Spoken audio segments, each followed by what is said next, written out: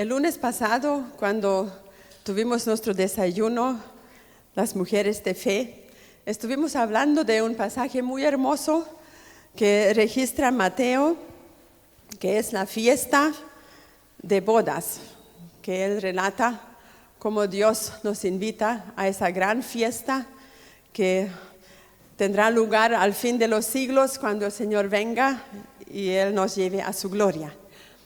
Entonces, si ustedes quieren, la pueden leer en su casa, los que no participaron el lunes, ¿cierto? Los hermanos. Pero en esta mañana queremos ver lo que dice Lucas al respecto, porque se encuentra tanto un pasaje en Mateo que habla de la fiesta de las bodas, pero Lucas relata otra fiesta que se llama la cena. Entonces le voy a dar primero el contexto, porque para entender a veces lo que Jesús quiere decir necesitamos saber el contexto y luego le digo dónde se encuentra. Todavía no lo busquen. En una oportunidad a Jesús lo invitaron a la casa de un fariseo. Y sabemos que Jesús no tuvo dificultad con compartir con todo tipo de personas. Entonces a menudo los fariseos también le invitaban, pero ellos no tenían la intención como la de Zaqueo, por ejemplo. Zaqueo tenía la intención de conocer a Jesús, pero los fariseos siempre tenían la intención de pillar a Jesús en alguna cosa indebida. Y no fue diferente en esta oportunidad tampoco. El fariseo invita a Jesús, invitó a otros fariseos importantes, gobernantes del pueblo de Israel, y entre eso también trajeron a un hombre enfermo. Y la Biblia dice que él tenía una enfermedad que acumulaba agua en su cuerpo. Entonces ya era sospechoso, porque los fariseos nunca invitaban a los enfermos a su casa, ni siquiera le era permitido a los enfermos entrar al templo. Entonces ellos no compartían con los enfermos, y menos con alguien así, era mal visto. Pero en esta oportunidad estaba de repente el enfermo en la casa donde habían invitado a Jesús. Y lo primero se lo ponen adelante. Y Jesús, obviamente, era día de reposo. ¿Qué va a hacer Jesús con un enfermo? Obviamente que lo sana. Y Jesús le dice, bueno, vamos a sanar al enfermo primero. Y la Biblia dice literalmente, y luego Jesús lo despidió. Y ahí nos damos cuenta que él no estaba invitado a la cena. Lo pusieron ahí para tentar a Jesús. Entonces Jesús le dice, ¿quién de ustedes si tiene un burro que se cae a un hoyo en el día del reposo, no va a ir y va a sacar al burro de la casa, o sea, del hoyo? Y claro, los fariseos no tenían nada que decir al respecto. Así que no pudieron criticar a Jesús. Pero Jesús enseguida le empieza a hablar. Y le dice, porque él observó cómo llegaban todo lo importante y querían el mejor lugar en la mesa. Y le dice, ustedes cuando se les invita a una fiesta, ¿por qué se sienten en el primer lugar como que si fueran el más importante de la fiesta? Es mejor que tú te sientes atrás para que el dueño que te invitó diga luego, amigo, pasa más adelante. Y él te dé la importancia. No te des tú mismo la importancia mayor. Sé humilde, siéntate más atrasito y luego te van a hacer pasar y tú te vas a sentir bien. Pero si viene alguien más importante que tú y te van a decir a ti, ¿sabes qué más? Córrete un poquito más atrás porque este es más importante que tú, entonces vas a ser avergonzado. Y luego Jesús le dice al que invitó, y tú, cuando tú invites, no invites a los fariseos, los que piensan igual que tú, los que andan elegante igual que tú. ¿Por qué tú no invitas a los cojos, a los mancos, a los pobres y compartes tu riqueza con ellos? ¿Se imaginan el ambiente cómo tiene que haber sido en esa casa? O sea, los que quisieron trasquilar a Jesús terminaron ellos trasquilados. Entonces se produjo como un momento tenso, diría yo. Entonces, para romper este momento medio tenso, a uno de ellos se le ocurre hablar y dice, bienaventurados los que comen el pan en el reino de los cielos. Era como tirarle la pelota a Jesús y decir, ya, pues cámbiate el tema. Ya se está poniendo medio incómodo esta cena, así cambiemos el tema, y le tira en el fondo a Jesús el tema principal de su ministerio, que era el reino de los cielos. que ya sabemos que no consiste en palabras, sino en poder. Entonces, ese es el contexto en el cual vamos a ir ahora a la palabra del Señor, que se encuentra en Lucas, capítulo 14. En el versículo 15 dice: oyendo esto, uno de los que estaban sentados con él a la mesa le dijo: bienaventurado el que coma pan en el reino de Dios. Eso es lo que le acabo de mencionar. Entonces, este hombre cambió el tema de Jesús para que hable de algo más agradable. ¿Cuántas veces le ha pasado a usted que alguien conversa algo de la palabra del Señor y internamente sabemos que no se está tocando, ¿cierto? Porque la palabra del Señor es como una espada que penetra, y cuando nos toca nos penetra en el corazón y es como que nos está ahí moviendo, cortando, casi hiriendo, ¿cierto? Y sabemos que nos toca a nosotros cambiar, ¿cierto? Entonces, este hombre se sentía así, que Jesús está hablando algo que uno tiene que cambiar, y él inventó una bienaventuranza, ¿no? Porque esa no es una bienaventuranza que Jesús dijo, sino que él la inventó. No sé si usted alguna vez inventó alguna bienaventuranza. ¿No? Yo sí, inventé 2. Cuando era soltera, en un retiro, yo dije: bienaventurados los solteros, porque siempre andan gozosos. ¿Por qué yo dije eso? Porque yo andaba así. Yo era soltera y siempre andaba contenta y me sentía libre para servir al Señor, ¿cierto? Entonces, claro, algunos dijeron: claro, sí, ella tiene que hablar, porque habían unos solteros que tenían más edad y no encontraban su media naranja, y ellos no andaban gozosos sirviendo al Señor, sino que andaban medio tristes porque todavía no habían encontrado. Pero bueno, ese no es problema mío. Yo inventé una que me acomodaba a mí. Pero luego ya me casé, gracias al Señor, gloria a Él. Entonces inventé otra, porque ya no me podía quedar con esa, ¿no? Y dije: bienaventurados los casados, porque siempre tienen con quien reír. Entonces, si usted quiere, me la copia. Pero así somos nosotros. Cuando nos toca algo el Señor, de repente cambiamos el tema o inventamos cualquier cosa, como para no ponernos demasiado comprometidos con el Señor. Entonces, justamente ese es el tema aquí. Sigamos ahora leyendo el pasaje completo. Entonces Jesús le dijo: un hombre hizo una gran cena y convidó a muchos. Y a la hora de la cena envió a su siervo a decir a los convidados: venid, que ya todo está preparado. Y todos a una comenzaron a excusarse. El primero dijo: he comprado una hacienda y necesito ir a verla. Te ruego que me excuses. Y otro dijo: compré 5 yuntas de bueyes y voy a probarlos. Te ruego que me excuses. Y otro dijo: acabo de casarme y por tanto no puedo ir. Y vuelto el siervo, hizo saber estas cosas a su señor.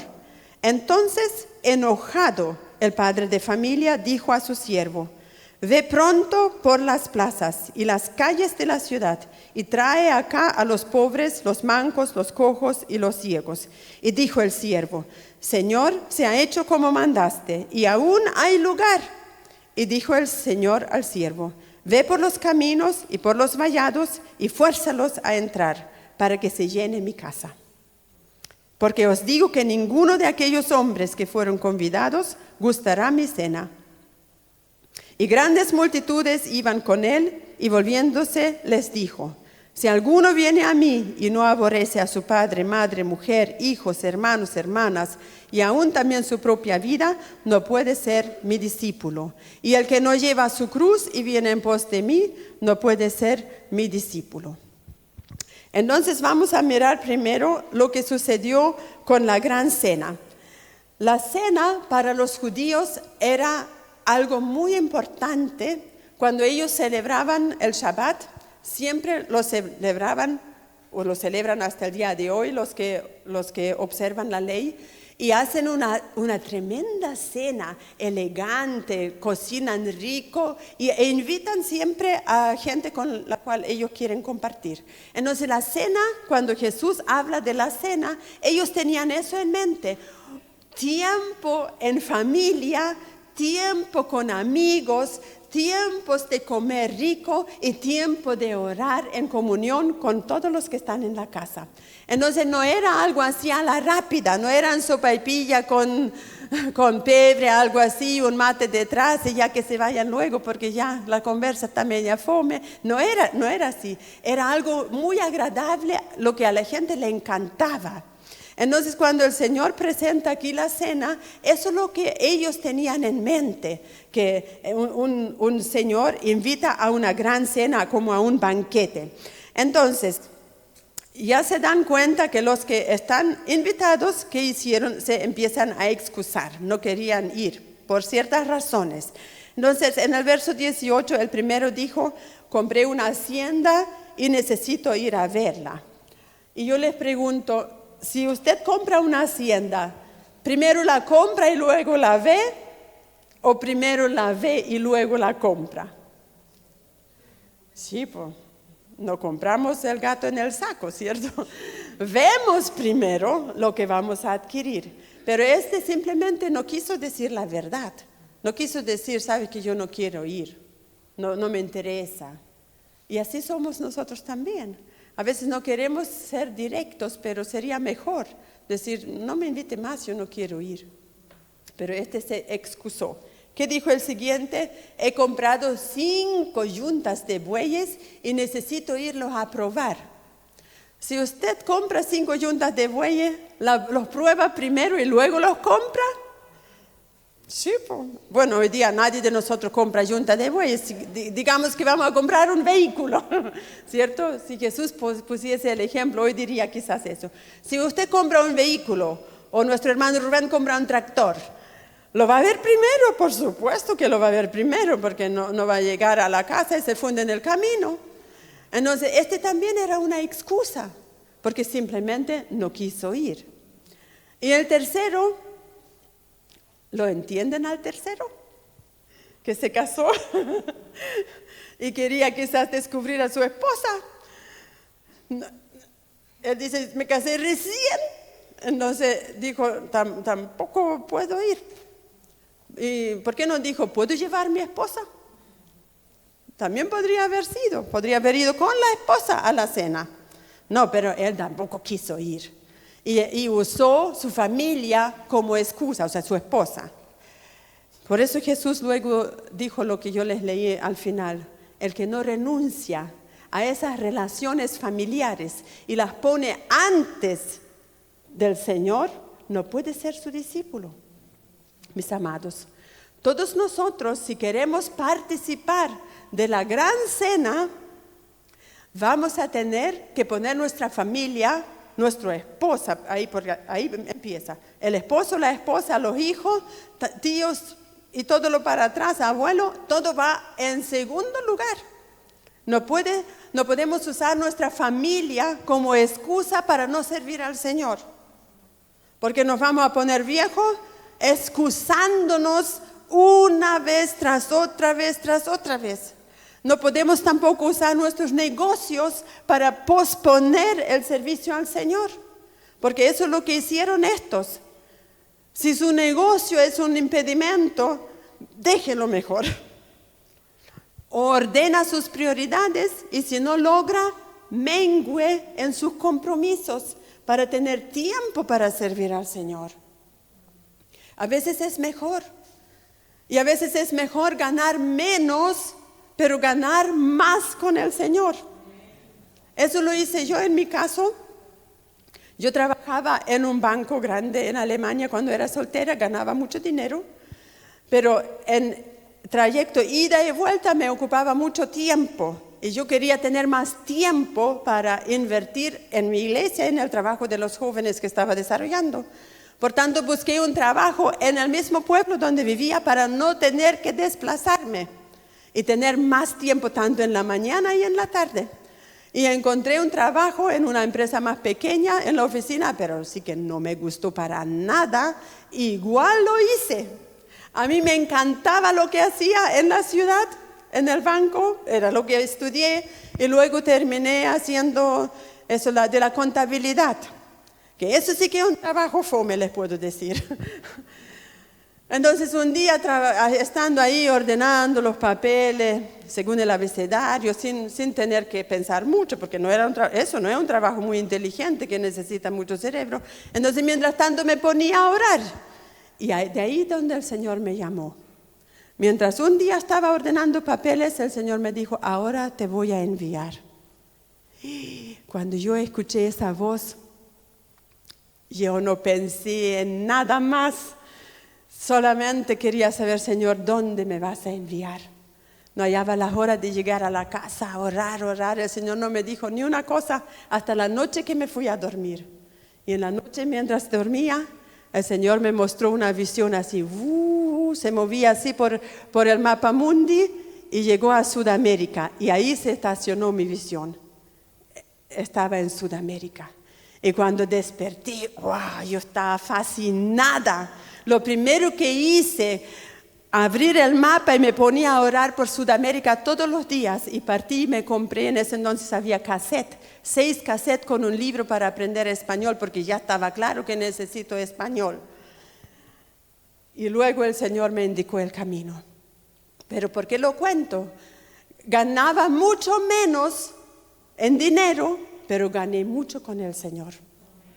Entonces, amados, a veces nosotros tenemos que ordenar nuestros asuntos, nuestras prioridades, porque se nos puede pasar la vida trabajando, acumulando para dejarle una herencia a los hijos. Pues que trabajen ellos si quieren algo. Nosotros también nos tuvimos que esforzar, ¿o no? Claro, algunos de nosotros surgieron de la nada. Entonces que a los niños bonito también que les cueste. ¿Por qué tiene que estar todo regalado? No. Entonces, amemos más al Señor y no nos excusemos como lo hicieron estos, porque la sentencia para estos fue grave. Ellos eran los convidados, los invitados, y no pudieron participar. Y me impresiona mucho la reacción que tuvo este padre de la familia. Miren, ¿qué sucedió? En el versículo 21 dice, vuelto el siervo hizo saber estas cosas a su señor. Le digo, Señor, ninguno quiere venir. Todo el mundo se excusó. Ni siquiera uno quiso venir. Entonces, enojado el padre de familia. ¿Qué provocó en el padre de familia? Un enojo. Un enojo. Es la misma reacción que cuenta Mateo cuando él habla de la otra fiesta que se hizo. También Dios se enojó. Y el padre de la familia, ¿a quién representa? Obviamente representa a Dios Padre, porque Él es el padre de la familia. Y nosotros todos somos sus hijos. Entonces Dios se enojó. Y a veces uno piensa, ¿y por qué Dios se enoja si nosotros somos libres de venir o no? ¿Saben por qué Dios se enoja? Porque Dios lo único que quiere es bendecirnos. Lo único que quiere es derramar su amor. Lo único que quiere ayudarnos. Lo único que quiere aconsejarnos. Liberarnos de las ataduras. Liberarnos de la presión del diablo. Sacar la juventud de las adicciones. Sacar la juventud de la ignorancia. Sacar a los viejitos del aburrimiento. Y ponerlos en la brecha para que oren. Aquí en el reino del Señor es lo más entretenido vivir. Porque hay todos los días algo que hacer. Todos los días podemos sanar enfermos, liberar endemoniados, llevar el mensaje de salvación, orar, tener comunión con Dios, alabar a Dios. Hay muchos que hacer. El día se hace corto. Espero que jamás se aburra. El día que se aburre, llámeme. Le voy a decir lo que puede hacer. Entonces el padre de familia por eso se enoja, porque Dios quisiera ayudar, Dios quisiera salvar y la gente no quiere. Entonces Dios envió a su Hijo Jesucristo a morir en la cruz y por eso se enoja, porque a Dios le costó mucho. A Cristo le costó morir en la cruz para que nosotros los gusanos le digamos que no. Entonces ojalá podamos no rechazar cuando el Señor nos llama. Y si usted habla con gente que no conoce a Cristo, trate de alguna forma hacerlos entender el gran amor de Dios. La Biblia dice, es como que si Dios rogase a través de nosotros, arrepiéntete, acércate a Dios, entrega tu vida a Cristo. Es lo mejor que puedes hacer, tanto para la vida acá como para la vida venidera. A veces uno piensa que no, pues si me convierto a Cristo, entonces la vida se pone fome, entonces tengo que ofrendarme, entonces capaz que hasta el diezmo me pidan, capaz que todo lo que gano le tengo que dar a Dios. No, pues si Dios dice que todo es de Él. Se fijan en lo que el ser humano a veces pone su mira, pero no pone su mira también que el Señor dice, si tú entregas todo, si tú lo dejas todo por amor a mí, te voy a bendecir en esta tierra con hermanos, hermanas, familia, casa, tierra, todo te lo voy a dar en esta vida y luego la vida eterna también.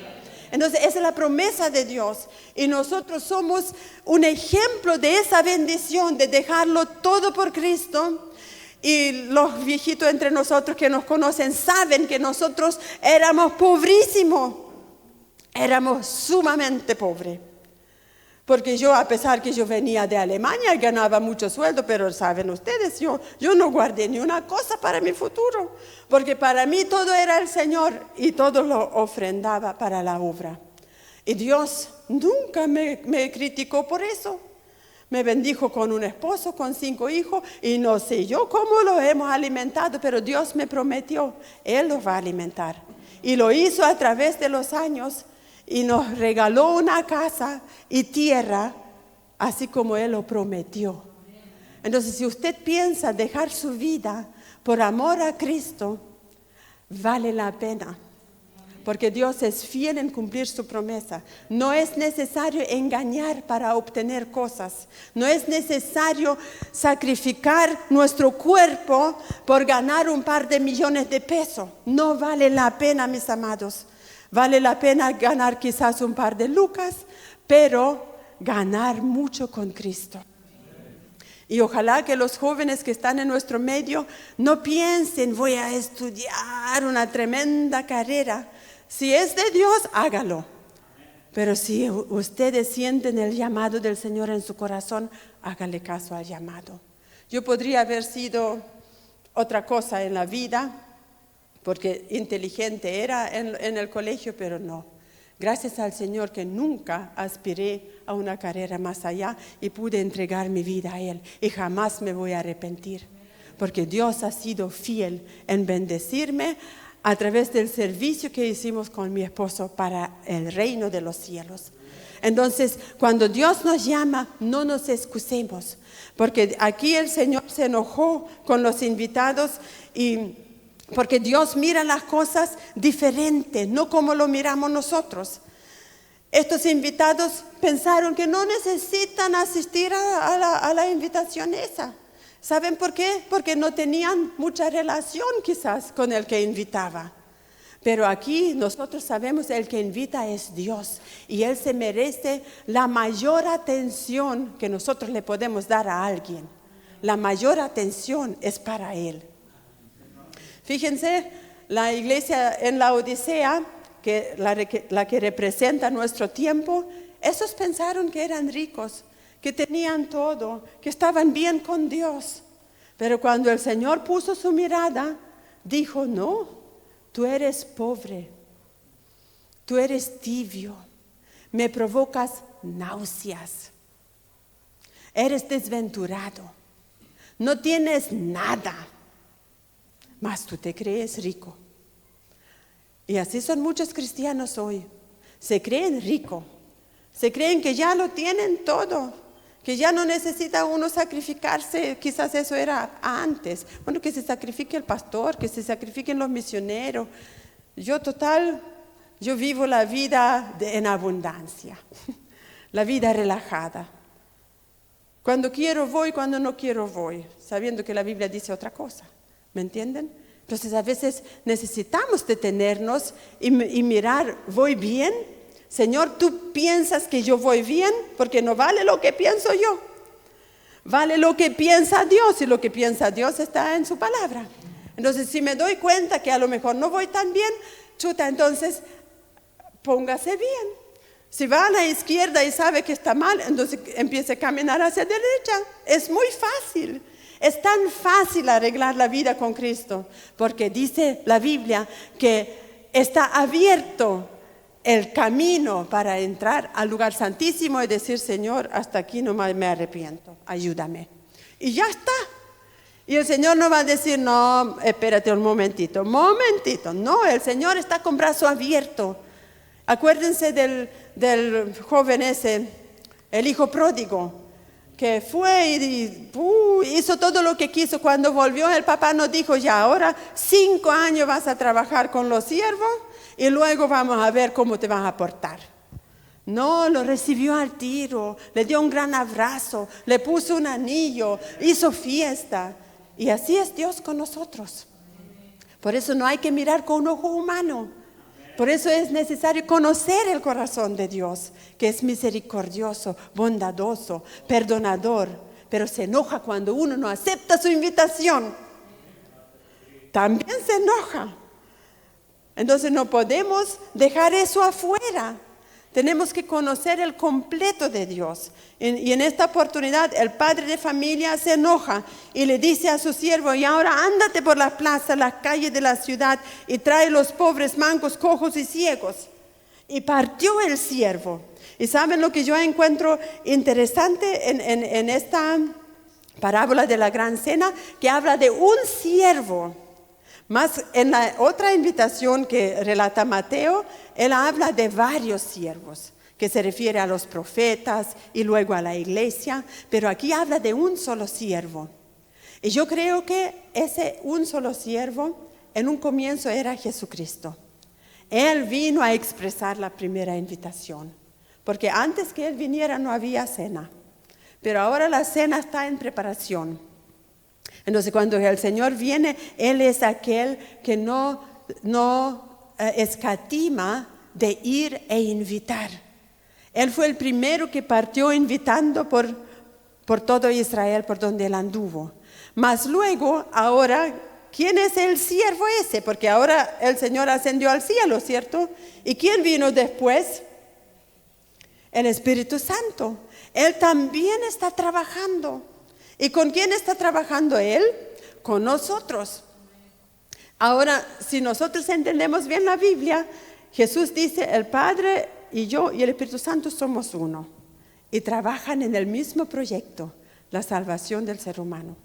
Y luego Jesús dijo, yo quiero que todos los que creen en mi nombre sean uno conmigo. Y por eso yo creo aquí habla de un siervo, porque Dios nos ve como uno. Todos los que tienen este corazón de Dios, de salvar a la humanidad, de reconciliar al hombre con Dios, Dios nos ve como un solo hombre. Y si recordamos bien en los Hechos, cuando se derramó el Espíritu Santo, dice, y Pedro se puso de pie y todos los apóstoles con él, y eran como un solo hombre. Entonces es maravilloso. Ojalá cuando vayamos a fin de mes allá frente a la municipalidad, a la evangelización, eso sintamos, que estamos ahí como un solo hombre, como rogándole a la gente, reconcíliense con Dios, porque Dios es amor y Él quiere que la gente le conozca como Él es. Y cuando la gente va a conocer a Dios como Él es, cuando nosotros lo representemos así como Él se lo merece, cuando no le venimos con excusas como estos, sino que apenas el Señor llama, sí Señor. El Señor llama a oración, sí Señor, yo estoy.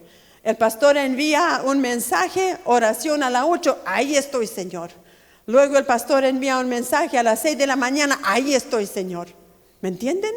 Ese es un discípulo. Apenas el Señor llama a hacer ciertas cosas, sí Señor, yo Señor. Como Isaías, envíame a mí Señor. ¿Cierto? Al tiro, reacción. No, lo voy a pensar. No, si esto no me conviene mucho. A mí me impresiona Diego. ¿Ustedes saben que él trabaja de noche? Y llega en la mañana muy cansado y casi se tiene que poner unos fósforos para mantener el ojo abierto, pero aquí está. Entonces esa es la gente que le agrada a Dios. Y Dios te va a premiar. Porque Dios premia cada esfuerzo de nosotros. Sigamos entonces aquí. Le voy a leer al respecto del padre de la familia, dice Efesios 4, versículos 5 y 6. Un Señor, una fe, un bautismo, un Dios y Padre de todos, el cual es sobre todos y por todos y en todos. Se fijan, 4 veces está nombrándonos a nosotros, a todos. Quiere decir que ninguno de nosotros es especial. Somos todos ante los ojos de Dios iguales en cuanto a hijo. Y dice aquí, un Dios y Padre de todos nosotros. Y Él es sobre todos nosotros. ¿Y cuál es el otro? Es por nosotros. Dios Padre es por Johanna, es por Sebastián, es por Edith. No está en contra de Helen, ni en contra de Juan. Él es por nosotros. ¿Entienden? Él es como el poderoso gigante que va delante de nosotros, abriendo el camino, sacando los obstáculos, enviando sus ángeles para que nuestros pies no tropiecen en una piedra. Por eso Dios es por nosotros. Nunca piense que Dios está en contra suya. No, Dios está solamente en contra del pecado. Pero Dios está a favor de nosotros y Él está dispuesto a abrirnos el camino y a regar, dice la Biblia, en la sequedad. Y Jesús mismo dijo, sin mí nada pueden hacer, pero conmigo puedes saltar murallas, conmigo puedes hacer proezas, con Cristo todo es posible. Entonces esa es la fe que el Señor quiere que a nosotros nos levante internamente. Y cuando caminemos, pensemos en eso. Dios es por mí. Cuando Alejandra vas mañana allá a la universidad, tú digas, Dios es por mí. Yo no ando sola. Yo no voy a ser más depresiva. Yo voy con Cristo porque Él es por mí. Él me bendice, Él me sostiene, Él me anima. Así es nuestro Dios. Entonces, ese es el padre de la familia que nosotros tenemos.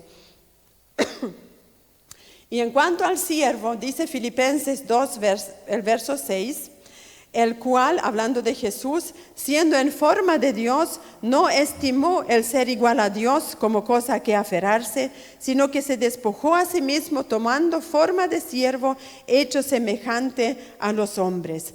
Entonces, ese es el siervo por excelencia, Jesucristo, que vino a ser hecho semejante a nosotros para demostrar el amor de Dios e invitar a esta gran cena. Entonces, esta gente que se excusa, la gente religiosa, la gente que no se quiere dejar guiar por el Espíritu Santo, mis amados, no van a estar en la gran cena del Cordero. Porque para acceder a esta gran cena hay que cumplir ciertos requisitos. No va a poder participar cualquier persona. O sea, la invitación es para todos. Pero luego cuando ya uno quiere venir, tiene que cumplir con algunos estándares. Por ejemplo, en Mateo vimos este lunes pasado que las personas que estaban invitadas estaban todas vestidas de una ropa especial. Porque en ese entonces, cuando un rey invitaba a una fiesta, el rey también enviaba la ropa para que la persona pueda venir vestida adecuadamente. Entonces, cuando el Señor nos invita a nosotros, también nos envía una ropa. En el momento que entregamos nuestra vida al Señor, dice la Biblia que Él nos arropa, Él nos pone vestimentas de salvación, vestimenta limpia, lino fino. Entonces, cuando nosotros caminamos, somos resplandecientes en el mundo espiritual. Y cuando viene el rey a revisar, había uno, ¿se acuerdan que no estaba vestido? Y le dice, amigo, ¿qué pasó contigo? ¿Cómo tú estás aquí y no estás vestido? Era un invitado. El rey le había enviado su ropa. ¿Y qué pasó? El rebelde no se la quiso poner. Él pensó, no, yo voy como quiero. Yo voy con mi propia ropa. Yo me siento más cómodo como estoy. Y así somos a veces los cristianos. Nada, ¿para qué hacer? Yo hago como yo quiero. Total, Dios me ama a mí. Yo soy su regalón. Dios me entiende. No, Dios no le entiende. Esa es una equivocación. Cuando uno dice, no, si Dios a mí me entiende. No, Dios no entiende cuando nosotros no queremos hacer caso. Porque simplemente cuando yo uso la frase, Dios a mí me entiende, es porque no quiero obedecer. Y lo que mira a Dios es que yo no quiero obedecer. Así de simple. No es que Dios me entiende. Entonces, no consolemos a los que sufren con que no, si Dios te entiende, no, y los abrazamos y lloramos junto a ellos. Y a veces el personaje está sufriendo porque vive en pecado, es un rebelde. Entonces, antes de consolar a alguien y unirse así en lo sentimental, almáticamente con la persona y poco menos tomándola en brazo, a veces es necesario averiguar por qué la persona está sufriendo. ¿Por qué esta persona nunca puede levantar cabeza? A lo mejor es desobediente, a lo mejor hizo una cosa que enojó a Dios, a lo mejor, qué sé yo, lo que puede haber hecho. Hay tantas cosas que la gente de hoy hace. Entonces, no le digamos a la gente, Dios te entiende. Primero conversemos y aconsejemos bíblicamente para que la gente pueda tener acceso a un cambio. Y no tomemos tampoco la excusa de estar muy ocupados, ¿cierto? Porque no cuesta nada con estar ocupados siempre, ¿cierto? El trabajo, la familia, el pasto que crece en el verano que hay que cortar, el buen tiempo que tengo que aprovechar, y como es domingo, bueno, pero hoy en día yo quiero decirles que hay una aplicación en el celular que nos dice cómo va a venir toda la semana. Y si yo veo que el día lunes es buen tiempo, también puedo trabajar el día lunes.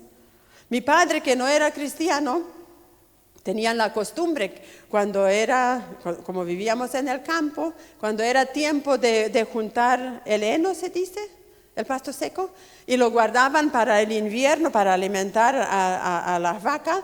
Entonces, claro, no se sabe si llueve el lunes, hay que traerlo. Entonces siempre partían a veces el domingo y lo ponían encima de ese carro que ellos tenían. Y claro, y arriba ponían un tremendo palo y lo amarraban para que cuando van las vacas caminando no se cae el heno, ¿cierto? Entonces, un día cuando mi papá hizo el amarrete ese, se soltó y le cayó el tronco en la cabeza, casi lo mata. Y mi padre, sin conocer mucho de la Biblia, dijo, nunca más trabajo el día domingo porque Dios me pegó en la cabeza. Y yo era chiquitita. Y yo escuché, entonces, claro, en mi mente de niño al tiro, no, el domingo no hay que trabajar porque si no, Dios me pega en la cabeza. Y luego, claro, cuando conocí al Señor y leo el mandamiento de guardar el día domingo para el Señor, está clarito. Mi papá recibió una revelación a golpe. Entonces, no es necesario a veces. Si nosotros leemos, conocemos la palabra, podemos mejor obedecerla. Y así no necesita el Señor mandarnos un cabezazo, ¿cierto? Aleluya. Apocalipsis 19, el verso 9 dice, escribe, bienaventurados los que son llamados a la cena de las bodas del Cordero. Bienaventurados los que son llamados a la cena de las bodas del Cordero. ¿Usted es un llamado a la boda del Cordero? ¿Sí? Somos todos los que estamos sentados aquí llamados, porque en el momento que alguien escucha el mensaje, ya es un llamado. Estamos todos llamados a la cena de las bodas del Cordero. Y vamos a volver a leer ahora el versículo 26, porque ahí encontramos la condición para poder estar en esa boda, en esa cena. Dice, si alguno viene a mí y no aborrece a su padre, madre, mujer, hijos, hermanos y aún su propia vida, no puede ser mi discípulo. Eso es lo que ya expliqué. la importancia de poner a Jesús en primer lugar. Ni siquiera mi propia vida debe estar en primer lugar. Cuando nosotros aprendemos a poner a Cristo en primer lugar, en mis anhelos, también en los sentimientos, amados, a veces nuestros sentimientos humanos no están de acorde con los sentimientos que Dios tiene. Por eso es importante leer la Biblia y ver cómo Dios reacciona para reaccionar igual. Si Dios reacciona con enojo en cuanto al pecado, yo no puedo tener un pecado regalón, más encima le dicen. ¿Cómo voy a tener un pecado regalón sabiendo que a Dios le produce enojo? ¿Cómo yo puedo permitirme ser un cristiano tibio sabiendo que a Dios le produce náuseas? Yo creo que todos en algún momento dado de la vida hemos tenido náuseas, ¿cierto? ¿Quién no ha tenido nunca náuseas? Entonces ya sabemos cómo pasa. Cuando la náusea es muy grande, hay que ir al baño, se alcanza a vomitar, ¿cierto? Eso es lo que le produce a Dios, la gente tibia. Entonces, no piense al que está a su lado en este momento. Piense en su propia vida, porque yo siempre también reviso mi propia vida. ¿Estaré tibio, Señor? ¿Me estaré entibiando? Porque a veces uno todavía no está tibio, pero está a punto de entibiarse. Entonces, ¿cómo uno se vuelve nuevamente caliente? Bueno, echándole más fuego, ¿cierto? Cuando una brasa, siempre dicen, la brasa se aparta un poco del fuego para que vuelva a encenderse, hay que volverla donde están las demás brasas, ¿cierto? Cuando en el hervidor el agua se está entibiando y quiero tomar otro té, le vuelvo a poner ahí la corriente, te calienta de nuevo.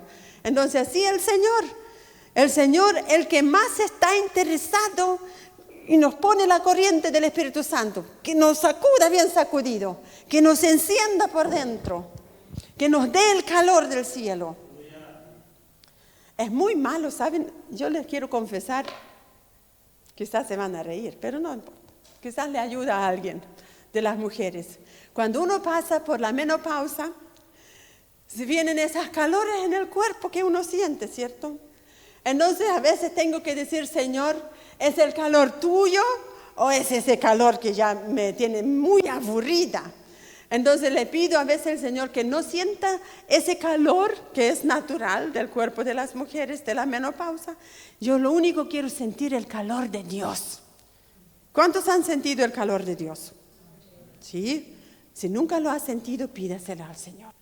Porque el Señor manifiesta su presencia dentro de nosotros. La Biblia dice que el Espíritu Santo ha sido derramado en nuestro corazón. O sea, el amor de Dios junto con el Espíritu Santo.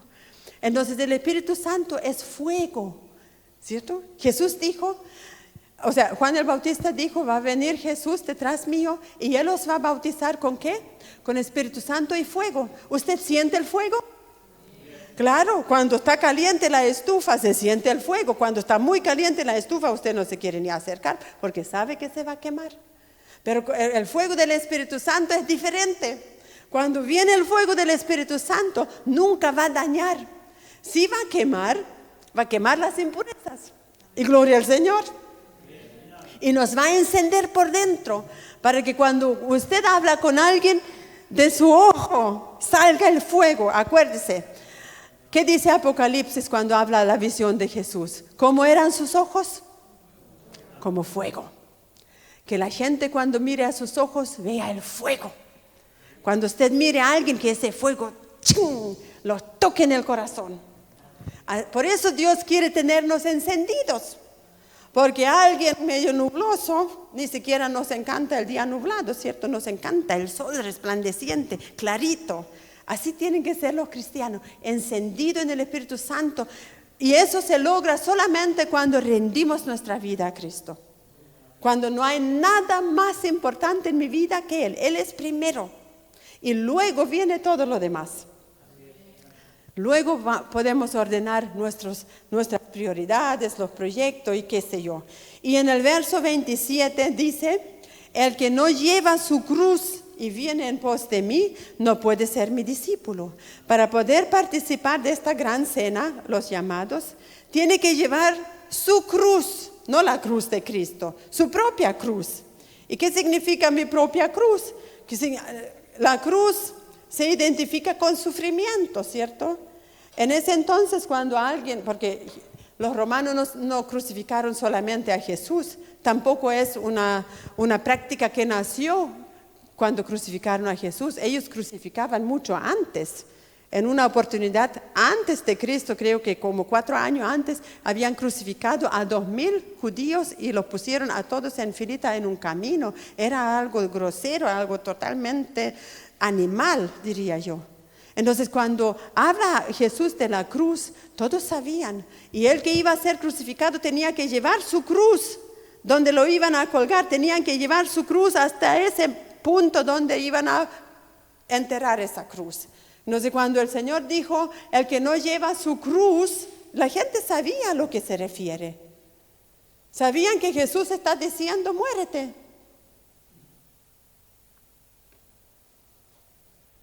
Ese es el mensaje verdadero. Jesús nos llama a morir. Para ser útiles al Señor hay que morir. Para estar en la cena del Cordero hay que morir primero. Y obviamente a veces decimos, bueno, cuando acepté al Señor, morí en Cristo, me bauticé, morí en Cristo y nací a una nueva vida. Claro, eso es cuando el Señor hace todo nuevo. Pero ahora mi caminar tiene que demostrar que morí. Porque muchas veces el que fue puesto en el agua y sale, resucita, no siempre a una nueva vida. A veces se mojan y resucitan también en la vieja vida. Y no hay ningún cambio, nada. Ninguna entrega al Señor. Por eso es importantísimo los que se van a bautizar, piénsenlo muy bien. Porque es resucitar, es demostrar. Porque uno no nace nuevo en el bautismo, uno nace de nuevo cuando tiene un encuentro con Cristo. El bautismo es solamente la demostración pública de que nací de nuevo y que quiero ser un discípulo y que quiero caminar con Cristo y quiero llevar mi cruz. Eso es importante. Sepa que los que se van a bautizar tienen que llevar su cruz y morir todos los días. Porque así dice Pablo, somos como ovejas llevadas al matadero. Cada día llegan ovejas a ser matadas en el matadero. Entonces, eso es lo que el Señor necesita de nosotros, ver nuestra disposición. Sí, Señor, yo muero a mí mismo, no mis ideas, no mis convicciones, no lo que yo estudié, no mi inteligencia, no mi plan, tampoco mi punto de vista. ¿Me entienden? Es lo que la palabra nos enseña. Entonces ahí se pone fácil, porque el morir para Cristo no es algo terrible, es algo bonito. Porque cuando morimos por Cristo, también hemos resucitado con Él a esa nueva vida en abundancia. Y esa es la que vale la pena vivir. Lo que tiene que morir en nosotros es solamente lo terrenal, no lo espiritual. Porque lo nuevo que Dios puso en nosotros, esa vida tiene que florecer. Esa vida tiene que verse. Ese fuego que le dije recién en los ojos, eso hay que alimentar. ¿Se dan cuenta? No es tan terrible. Porque hay algunos que enfatizan tanto el morir en Cristo que la gente no tiene ni ganas. Porque piensan que solamente cosas negativas. No, porque hay que morir para que la vida de Cristo se note en nosotros. Y eso es lo más grandioso. Para poder vivir una vida victoriosa con Él, tenemos que practicar ese versículo muy a menudo y saber, yo tengo que hacer morir solamente lo que me ata a esta tierra, mis excusas. Para mantenernos dentro del texto de hoy. Todas mis excusas que yo a veces le traigo al Señor, no me voy a excusar más. Me voy a esforzar de aquí en adelante. Porque hay que esforzarse, sí. El Señor nos llama a lo flojo. Hay que esforzarse. Él también se esforzó. Hasta el día de hoy el Señor se esfuerza en orar por nosotros, intercediendo a la diestra del Padre. El Espíritu Santo se esfuerza día y noche sin cansar en todo el mundo, porque cuando nosotros dormimos aquí, el Señor nos habla, nos revela, nos da sueño, y a los que están al otro lado del mundo, a los despiertos, ahí el Señor los está usando. El Espíritu Santo trabaja incansablemente. Que la Biblia dice, Dios no duerme, ni se cansa tampoco. Así que qué hermoso nuestro Dios. Así que el que no lleva su cruz y viene en pos de mí, no puede ser mi discípulo. Pero como nosotros todos queremos ser los discípulos del Señor, entonces yo espero que usted con gozo haga morir sus excusas. Haga morir las cosas que lo desvían del plan de Dios. Porque a veces Dios puede tener un plan maravilloso, ¿cierto? Siempre se habla que Dios tiene un plan para cada uno. Dios sí puede tener un plan maravilloso, pero si yo no me inserto en ese plan, jamás lo voy a poder cumplir. Algunos desaprovechan cada oportunidad que Dios le da. Así que si el Señor los llama hoy a ser más radical por Cristo, hágalo. No deje para mañana lo que puede hacer hoy. Amén. Para estar en las bodas del Cordero, en la gran cena. Y luego finalizamos con versículo de Apocalipsis, capítulo 19, el verso 7 y 8. Dice, gocémonos y alegrémonos y démosle gloria, porque han llegado las bodas del Cordero y su esposa se ha preparado. Miren, su esposa se ha preparado. Entonces ahí vemos nuestro trabajo. Si nosotros nos preparamos, entonces podemos producirle a Dios este gozo tan tremendo. Porque no sé, yo por lo menos, yo quiero alegrar el corazón de Dios con mi vida. Yo quiero que Dios se sienta contento conmigo. Yo creo que los hijos también, por lo menos yo puedo hablar de los nuestros, siempre querían que nosotros estemos contentos con ellos. Y a veces hasta el día de hoy nos preguntaron, ¿ustedes están contentos con nosotros? Y claro, le decimos, no nos hubiese gustado tener otro hijo como ustedes. Y nos hubiese gustado tener unos 5 más igual a ustedes. Y así me gustaría que Dios opinara de nosotros. Yo también, me encanta mi hijo, me encanta mi hija. ¿Cómo me gustaría tener otra más como ella? Como cuando Jesús se bautizó. Y el Padre dijo, este es mi hijo amado. Tengo tanta complacencia en él. Me encanta mi hijo. Entonces ojalá nosotros padres sembremos esto en el corazón de nuestros hijos, de nuestros nietos. Me encanta como tú eres. Delante hablé cortito con Ivana y se quebrantó. Me encanta ella. Ella tiene un corazón tan sincero. Entonces, amados hermanos, aprovechemos de abrazar a estos niños que están en nuestro medio. Porque a veces en su pequeño corazón tienen una necesidad de algún cariño, de alguna palabra bonita, que no siempre necesitan escuchar al papá o a la mamá. A veces necesitan escucharnos a nosotros. Que nosotros los valoramos, que nosotros estamos con ellos, que nosotros nos encanta cómo son, cómo crecen, cómo se desarrollan. Esa motivación los hijos de la iglesia la necesitan de nosotros, para que un día ellos también se sienten importantes, queridos, y luego ellos van a hacer lo mismo con los que siguen. Porque nuestro papá, nuestro Padre Celestial, el Padre de la familia, así es con nosotros. Él nos abraza a cada uno que estamos aquí en esta mañana. Y yo espero que haya logrado que usted pueda sentir el amor de Dios. Que solamente se enoja cuando lo rechazamos. Y no se enoja para darnos una tremenda corrección, sino yo creo que, no sé, a lo mejor lo digo mal, porque Dios no puede sentir impotencia de amarnos, de atraernos. Y ella se le ha concedido que se vista de lino fino, limpio y resplandeciente, porque el lino fino son las acciones justas de los santos. ¿Se fijan? Entonces, cuando nosotros ponemos nuestra vida en el Señor, cuando nosotros renunciamos a lo nuestro y llevamos nuestra cruz cada día y caminamos con Cristo y el Espíritu Santo nos guía, entonces Dios se alegra con nosotros. Y no va a poder resistir de bendecirlo. Eso es lo más grandioso. Yo creo que todos los que somos papás, cuando los hijos se portan bien con uno, ¿cierto? Le lavan el auto, le sacan la maleza, qué sé yo, le preparan un desayuno a la mamá y la atienden, la sorprenden quizás con una flor que le robaron al vecino, pero no importa, es para la mamá, ¿cierto? Entonces, el corazón de los papás se enternece y nos bendice, y Dios es así. Así que alegre usted el corazón de Dios en esta semana que viene. Póngase innovativo en su relación con Cristo.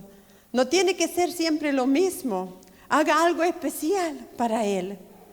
Si nunca le ha hablado a alguien en Villarrica, dígale: Señor, te voy a sorprender. Esta semana sí que le voy a hablar a alguien. O si usted dice: no, sí, Señor, no te vas a dar ni cuenta, pero esta semana voy a estar a las 6 ahí orando. Señor, te voy a sorprender. No, usted tiene inteligencia y tiene creatividad suficiente para alegrar a Dios.